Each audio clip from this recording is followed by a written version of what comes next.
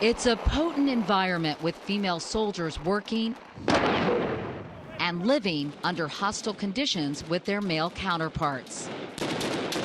This soldier, who asked us to call him Robert, spent 3 tours in Iraq as a signal unit leader out of Fort Lewis in Washington State.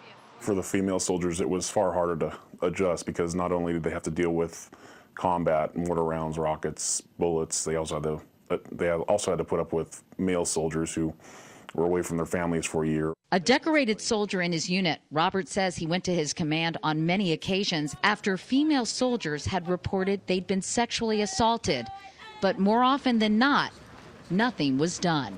Last thing a commander wants, other than a death in his unit, is a sexual harassment or assault case, because that makes his command look bad. For Wendy, an idealistic 17-year-old, the military seemed like the answer to her prayers. I was mostly going in for school, but I also was going in to see the world and travel. Deployed as a combat medic at the height of the insurgency, Wendy was thrust into a chaotic and increasingly violent situation. Not long after, she experienced another kind of trauma when she was assaulted by a fellow soldier in her barracks while she was sleeping. He started pushing himself on me, and I wasn't having it. So I started punching him, and I actually kicked him in the groin. Afraid to go to her command, she took extra precautions, locking her room with a deadbolt, traveling in pairs.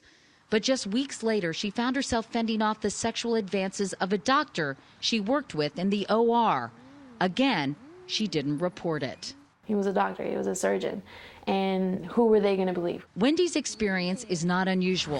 Good girl. Since 2002, the Miles Foundation, a private nonprofit organization that tracks sexual assault within the armed forces, has received nearly 1,200 confidential reports of sexual assaults in the Central Command area of responsibility, which includes Iraq and Afghanistan. Incidents have increased as much as 30% a year.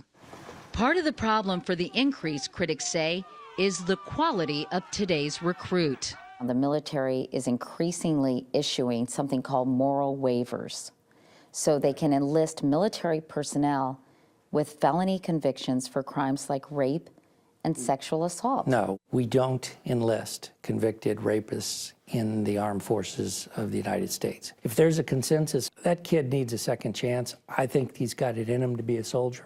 Then they'll let him into the armed forces.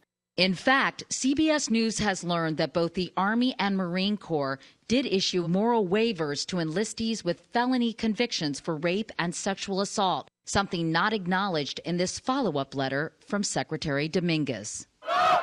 But it's not just who enters the military, it's how sex offenders are ultimately punished by the command. We have documents showing that a private convicted of a rape had a bad conduct discharge suspended so he could deploy to Iraq. How can the U.S. military allow a convicted criminal to go back into a situation where he could easily rape again? So I'm not familiar with this particular case. Have you ever heard of this happening there? I have not. The Army says it's committed to doing better, with plans of adding 15 special victim prosecutors and 30 criminal investigators by this summer. We've earned our way through the military. We put in our work, and I think we deserve the same amount of respect. Pay attention. It's a fight Wendy hopes female soldiers can win. Katie Couric, CBS News, New York.